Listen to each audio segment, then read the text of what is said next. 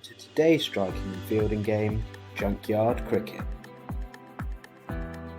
In this game, you'll need a variety of different bats and rackets, some cricket stumps, some balls and some cones. The teacher has one large pile of equipment called the Junkyard. Each group of about 6 pupils is allowed to come and choose 3 to 4 items from the Junkyard to use in their match. Pupils then create their own batting game. You may need to encourage them to be creative on the bats that they choose to use. They can use the bases of the cricket stumps, they could use the single cricket stump itself, a cone, several things to bat with.